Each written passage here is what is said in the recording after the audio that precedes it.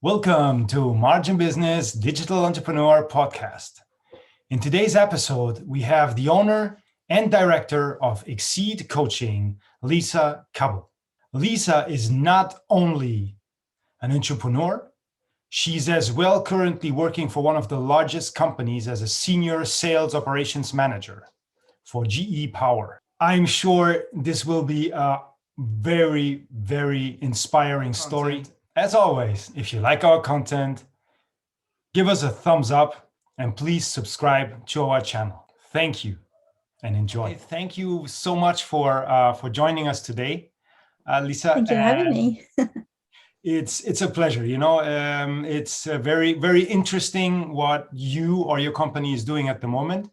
And as you know, this channel is all about entrepreneurship. So we really want to find out what has been going on in your life that you got today to be where you at, successful, a business entrepreneur, and on top of it, working for one of the strongest companies in the world. So tell us a little bit more about you, where you're located, and your early years would be very, very, very interesting for us to break down your path to success. Sure, thank you. Thank you, Omar. So yes, I'm Lisa Cobble and I run Exceed Coaching Limited and I'm based in the UK. Okay. Everything that I've done with my business coaching wise has been virtual, and it's actually been beneficial from a sense that COVID hit right at the point where I was starting to build my business. So I had owned my business for a few months and it was a good push for me to build things, to move things up. So going back to your question about my history and how I got to where I am, or why I decided to do that, is I grew up in the northeast of England, and all the way through my school life I was very studious, very swotty. People used to call me a swot, because I was just working all the time, and it was something that I just enjoyed it. I enjoyed the commitment to getting results, and I think the drive to get to that kind of level, and make sure I was working at a high performance. And I then at 14 we moved from the north of England down to the middle, right in the middle of England, and that was a whole different story, because we went to a different school and I had to almost reinvent myself because people didn't know who I was. They didn't have my history, my backstory. And so it was a chance if I wanted to be different, but I wasn't. I was still the same me. And I slowly got a nice group of friends that were similar minded in that school, and I thrived there. I got some subject prizes at school, and I was the governor at school, student governor.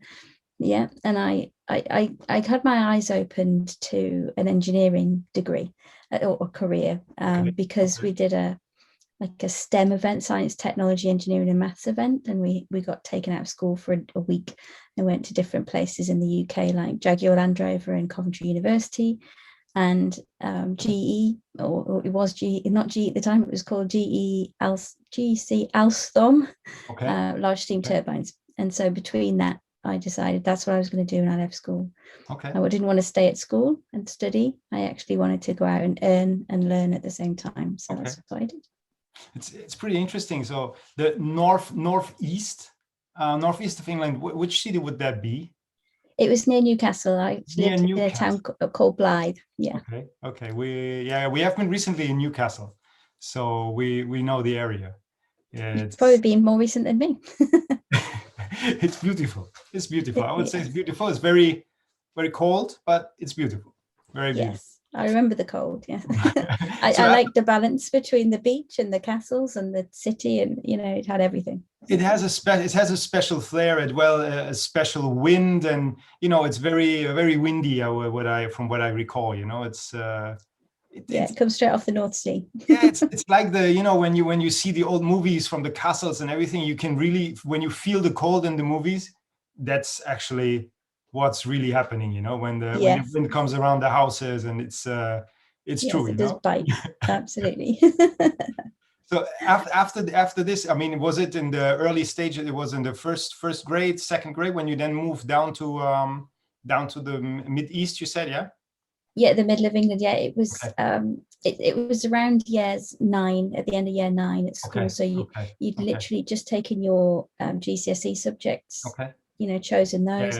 Yeah. So moving to the different school, I was doing German. My choice was German rather than French. German. It was, but Also, when Sie I got sprechen to auch the ein new bisschen school, Deutsch. here, kleine bisschen. Klein bisschen. Okay. Yeah, I've got the story is that when I came to the new school, they didn't do German as a subject, so I had to take it as extra. So they found some teaching assistant in technology who actually could speak German, so he taught me German, and I got a B in my GCSE by studying extra towards that, as well as French. But I also have, my father is Dutch, and so my speaking exams were interesting because I got getting everything mixed up between French, German, and Dutch. So that was interesting. Like I said, fun. Interesting. So you speak 4 languages? I did.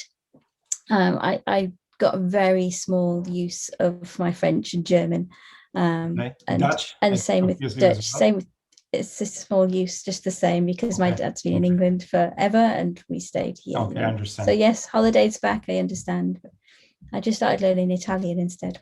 Oh, okay, that's a 5th language. We're getting there, and then we have very, very similar. We have Spanish, so you would be at 6. So I guess you would as well be good in maths, right? Yes, actually, I took my GCSE in maths a year early. Okay.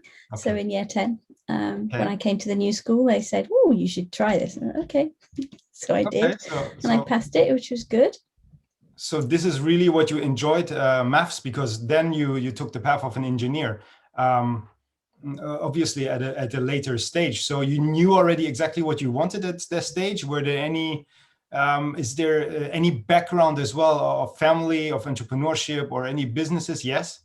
Okay. Yes. Yeah. And well, there's backgrounds for a few things. So my granddad was a draftsman in Parsons in Newcastle, and so that made me want to be the engineer. And then on the business side, on the always starting something new side, my dad also had his own business, and so I think that's probably where that's come from. I think so, because when you see your parents working on their own, not getting out, then I think this as well will reflect on you, and you will have as well the same. You get the same mindset, hopefully. Yes. Sometimes it don't, but most of the times it works out. So after this stage, when you did your after year 10, after the maths, I think the maths exam, you said, yeah. How did it move on? Were there already first attempts to be an entrepreneur, or were you already focused on GE? Yeah, I went into my apprenticeship, but as usual, my apprenticeship was another challenge that I was going to beat. There was only 2 girls started the apprenticeship out of all of the groups. I can't remember how many men, but in our particular, we were technician engineers, so there was 3 men and two women. And the 2 women and one of the men are still there today, over 25 years later. 25 years, that's a long time. And this is like back in the days, that was normal, to stay that long at a company. Yes. Obviously now it's a bit different. It's not anymore the same. People take 2 years of experience and they move on, but it's very, very rare to have 25 years in one company. Obviously, then he knows exactly what is going on and how to run the company on his own, actually. Well, maybe, but a company the size of ours, you can move around. I've been in all sorts of different roles in project management, in business improvement, knowledge management. I have done so much and got a degree at the same point. So I came out of my apprenticeship, and maybe 4 years later, I got to the point where I could do my job quite easily. Shouldn't say that online, but I could. I was comfortable. And so the opportunity arose to go and do a degree. So I went back to Coventry University and did engineering business management as a master's, part-time. Yeah, that was a study as well, because I had to do a full-time study and a job, and then all of the assignment work and so on. So it was a good few years of hard graft, but I did manage to pass it. Yeah. And got a part-time award as well. It was brilliant. Oh, okay. So a reward as well. Okay. Yes, I got an award for the best part-time student on my course, which was was That's a good nice. achievement. That's definitely a good achievement. So, and Yes. how did you move on afterwards? I mean, is there GE when they came into the game? Did they actually headhunt you? Did they recruit you, or did you search for them? Oh, well, actually, GE were acquiring what was Alstom at the time. So I naturally just fell into GE because I was part of the deal, kind of. Sure. But the move to GE was actually where a lot of our team got slotted into different roles. And so I was slotted into a project management team. I was the only one from Alstom working in that team. And there was a lot of samety about what I was doing. It was just a different level with a different team again. But I suddenly thought, I've done this project management stuff for 8 years. I did it at different levels and various bits and pieces in between. But I decided, you know what? I'm going to take charge now. I'm going to try and get a new job. And I reached out to a few of my network and said, I need a new job. And they said, try these. So I went for 2 different jobs, very different jobs. But then I got given one of the better jobs that I'd gone for. So I managed to get a promotion and moved into working for somebody from GE originally rather than an ex-Alstom. Okay. So it was like growing wings. It really was, because I then took on extra volunteering roles as well. So leading health initiatives and so on. And that was in 2017 when I started working for that gentleman. And I've loved it. He's been so supportive, but I've also then grown my extra wings, shall we say, by leading different things at work, knowing that I've got the ability to lead other things. And during that time, my company was born as well. Okay. This is the one of the interesting parts as well. The more interesting parts what we are looking at. I mean, obviously your job is amazing because a company like GE is obviously the leaders in the world. And now that you're going as well, I mean, you don't have enough to work for one of the best companies. You as well go. Obviously, you might work at 10 hours per day or 9 hours per day. You took a lot of time. You take your work with home with you, and then on top of that, you decided to do your own business. How did this happen? Okay, so part of the time I was leading the health initiative at work, I'd managed to bring a mindset coach into work. Okay. And what he was doing was a lot of what I loved, and I was naturally started helping him with what he was doing for my team, and they were like, you should be doing this too. I was like, oh, I never thought of that really. So it was something that it probably, there was a few signs all the way through my career about becoming a listener at work, and I just naturally want to help people and coach people. So it was probably the alarm bell that I needed. And it took a couple of months, but eventually it was like, right, let's do it. So we bought the company name. Okay. And it took a little while to get going, like I said, but yeah, I've got it. And I'm sure. So actually, you've seen the people doing this in your company, in the company where you're working in GE, and suddenly you say, listen, this is actually what I want to do as well. I mean, I like my job, but I'm capable of this as well. So you just kind of woke up something in you which you always wanted to do, but you didn't know how you could do it. So they actually helped you to do it, and you just said, okay, if you don't want me to do it in GE, then I just do it on my own if this is fine, So yeah, normally when you've got a job, at a company like that, you don't use all of your skill set, or yes, I know. You don't realize all of your skill set. So why not do something that balances it, and then nothing suffers? That's amazing, because and then I mean, how can you do this schedule? I mean, you're running a schedule obviously of I don't even know, must be, if I look at mine, it's maybe 10 to 12 hours or something, right? What you're doing some days. Yeah, some days. It depends what's happening. I can coach people before or after work or at weekends. And build the business around it. I've written articles and so on, and written my workbooks and things. You've written a book, right? I might have that. Yes. Okay. Yeah, I launched a workbook about how to love your job, because certainly in COVID times, a lot of people were either moaning that they still had to work or that they didn't have a job. And so you've got to be grateful for what you've got. And you've got to learn to love what you've got. And so the workbook goes through various elements as to how people can enhance their job, or enhance their love for their job, and start to find things that will make it a bit more endurable again because of all of the situation.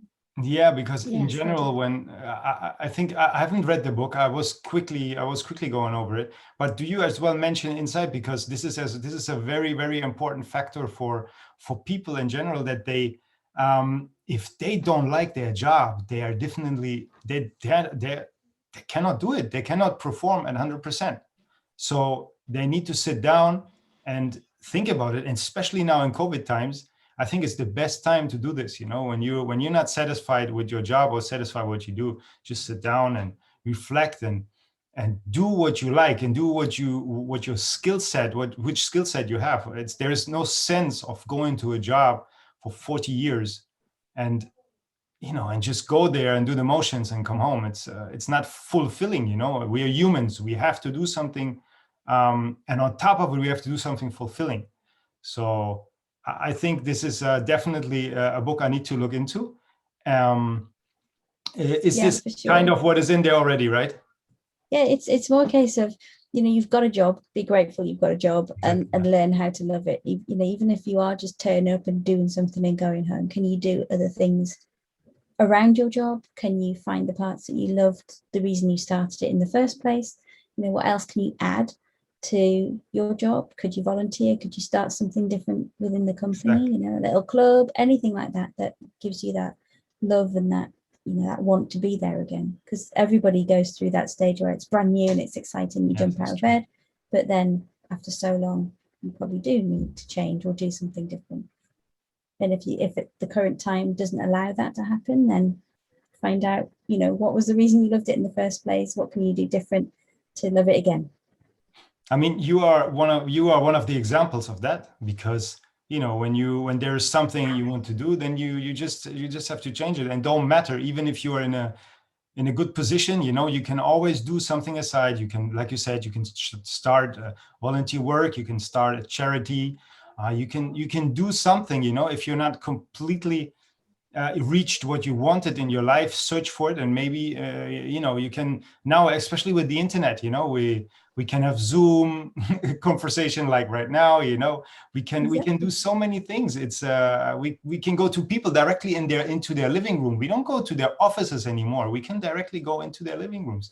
And I think this is something which is now, with the technique we have, is amazing as well. That's why we need to see as well. Some people say, that's so good, but I say COVID has done us some good possibilities. It's a blessing sometimes, because many people woke up. There is plenty of, I talk with many people, and plenty of people have started businesses out of this. Especially us as well. We reshaped our whole company because of COVID, because we had time, actually. More time than before, especially in the first months when there was an uncertainty and everyone was a little bit like, oh, slow down, what's going on? We could have even work at things which we didn't do normally, So I think it's a perfect time to start a business. And, like I said, you are one of the persons who is definitely somebody who's an example in that. So yeah, it's really, exactly. really nice. I think that the point that you said, the fact that everybody had a bit more time, and that's how I ramped up everything, because I'd had my business since since September 2019 when I bought the name, but then I drifted so much because of day jobs, because of everything else that goes on normally in your life. And then when, like I said, COVID hit, and I'd only just got a business management coach from a local chamber of commerce. It was free for the first year, so I luckily managed to get some before that first year quit. And that lady was actually the one that, through Zoom, I've never met her physically, but through Zoom, she was like, well, why haven't you written workbooks? Could you put them online? And I was like, whoa, I never even thought of this. I was just going to do it, So my whole plan was born. My programs were written. Sunday mornings, sat typing on my iPad, getting everything ready. Exactly. And then practicing using different networks that I started to connect to, again through Zoom, and starting to practice and run with those programs and see how they worked. And because they worked so well, and we started to push them out into the world, and yeah, I'm working with clients now on that, and various other little projects that are going on as well. So it's a lot of fun. It's sure all sparkly and exciting, and it's nice to have the security of the day job to be able to start breeding out into the world my message and my mission, if you like, to make sure that everybody's happy in their job, or to help them think about what they can do to change things. And that's been that benefit for me, to still have that day job to anchor me, financially. I'm happy to see that, because the thing is, when you have the day job, I mean, we all have been there, okay? We all, myself included, that we have working somewhere.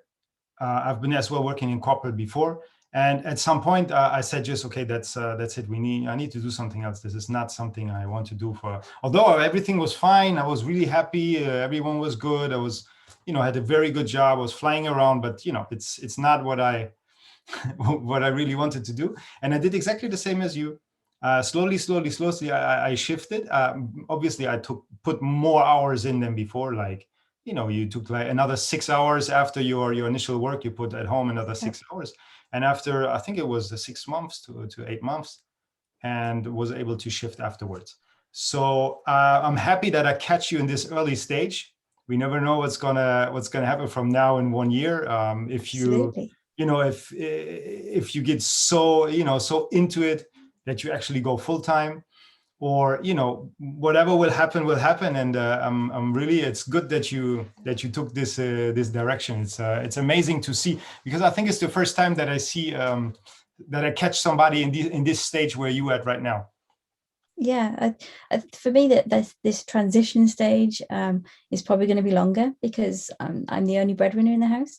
Okay. So my husband is managing everything else in the background while I'm carving my way, if you like. But it's nice to have the security, to maintain foot, because my daughter swims, so that costs money. We go around the country with her swimming, and so there's a lot of time invested there. So if he can do some of that for me, then it's about leveraging the best use of my time. Exactly. And so yeah, we do have a good balance with all of that, and I think that's part of the release for me, to be able to do all of this. It's just a good balance. It's teamwork, Absolutely. What do you think, or what do you want your company to head? Where do you want to be from now? I don't know, let's say 5 years. What do you want to accomplish, and what is your, where do you want to be positioned, and what is your goal within the 5 years of your company? I would like to be able to be free to go and do some speaking events, to get on some bigger stages, to help people to realize, and not just women, help everybody to realize that we've all got things inside us that make us true, that make us happy and fulfilled. And if you don't get that in your day job, but you still need it, then look for something else, or supplement with what you're doing, or release yourself. And that I keep saying, I just want people to be happy. And so if I can help make more people happy through bigger coaching programs and speaking events and so on, then that's definitely where I think we should be going. I've got a book in the plan. I've got a podcast in the plan. Yeah, there's so much still to do. But as you know, with one pair of hands and a day job and everything else swimming around, then there's the pace is a bit slower, but it doesn't mean that it's not happening. Oh no, that's okay. That's I think that's definitely okay, because I can see everything is professional. Your logo, your what you're doing on LinkedIn. I'm following you, so it's it's not slow at all. Better at this speed, and better at this professionalism. Than going into something and afterwards regretting. The foundation is for you is amazing already. It's there is only growth from here. I appreciate that from someone like you. Thank you. Really nice to see. One more question. What in general, when you get up in the morning, or why do you get up in the morning? What does motivate you? What motivates me? Getting my own time first in the day. So I have a routine that I've got a 5-2 relationship with my week. So 5 days a week, I get up at 6:15 and I'm straight downstairs to do a workout in my living room, because I used to go to the gym, but things change. So workout in the living room, I meditate, I will fill out my planner, and then I will spend some time working on my business before I start my day job. Okay. And then at the end of the day job, then it's switch around so I have some family time, and then make sure I go to bed early enough to be able to read. I absolutely love reading and books, so there's that close out at the end of the day as well. And it gives you a lot more time to be able to compartmentalize everything else in your day. And I think the excitement of the things that I know are coming each day are the things that get me out of bed. And the fact that I can make progress every day towards my business and towards, the things that I want to happen in my life. And obviously, because you can make a difference, you're making a difference actually. Yeah. Yes, and because you feel that, then you want more. You want more people to feel that difference and appreciate your message, I guess. Okay. And from there, we're switching already into the next topic, because your message to people. For example, what would be your message to business owners or to people who have no business yet, want to build a business, and for the ones who are in there, but are now at the moment with COVID and everything is uncertain for most of the people. So what would be your message for them, how to proceed in these times? Because I see you're very positive, and yeah, it's I think this would be very motivating for our listeners. Sure. Okay. So for me, everybody has something in them that they know really well, that they're passionate about. It might be that you're very introverted, but you love what you do. It's just not so obvious to everybody else. Or there's certain things that you think, oh, I'd love to do that. If I won the lottery, that's what I would do, because then I wouldn't have any financial pressure, blah, blah, blah. And I ask this question to a lot of my clients, if you won the lottery, what would you do? And often they say something that you think, for one, I didn't even guess that, but two, why aren't you doing it now? Why don't you just go and work towards it? Even if you have to maintain a day job that keeps your financial foundation strong before you transition, as it's my story just the same, but that everybody is only here once, and your whole world should be things that you enjoy, things that you love, or things that you can tolerate, so that the things that you love and enjoy can be done too. There's nobody else going to help you as much as you help yourself. It's true. And you've got to be able to know what makes you tick. So part of my programs are to help people to work out, what makes them tick, what they value in their life, and then how we build on that to make something that's going to be so much more exciting and fulfilling than, working at a slog of a job that they don't enjoy every day. And like I said, it can be a complementary thing, or it can be the whole thing. But yeah, we're only here once, so keep smiling, be happy, and enjoy everything that you're connected to.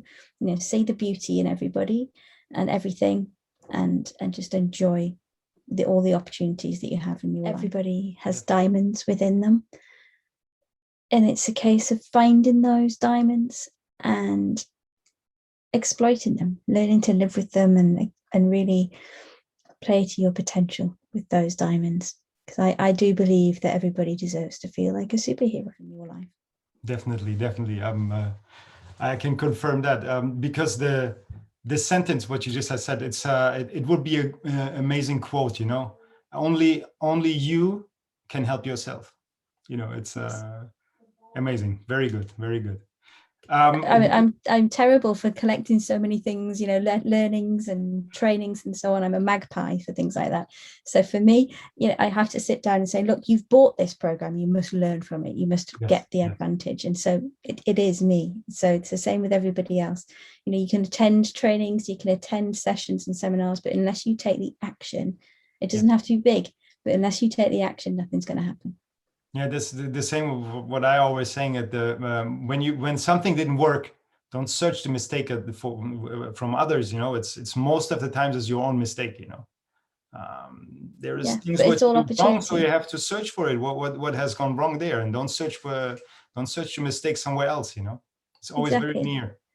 But it's always it's a learning point. You might observe other people and think, maybe something's triggered you by somebody else. You think, well, why has that triggered me? If I'm concerned about somebody else's exercise, is it because I'm not doing it myself? You always project things, and you've really got to assess your own reactions to things to learn where those improvements and opportunities are too. Definitely. To wrap this up, where can interested customers or potential customers, clients reach you? So it's a good place to start on my website, which is www.exceed-coaching.co.uk. Thank you very much. Just down there. Or drop me an email, which is lisa@exceed-coaching.co.uk. Okay. So by all means, jump in. I've got various methods of getting to work with me. It includes gift vouchers, a 5-day challenge, or indeed my full-in program. So I'm very excited to help more and more people. And I appreciate you giving me the opportunity to do that. Thank you so much. That sounds awesome. And I hope you enjoyed this little talk. And yeah, let's jump on a call once again shortly in the future somewhere. Really appreciate your insight here. Exceed Coaching, amazing. Thank you so much. Speak soon, yeah? Thank you very much. Yes. Take care, Omar. Bye. Bye.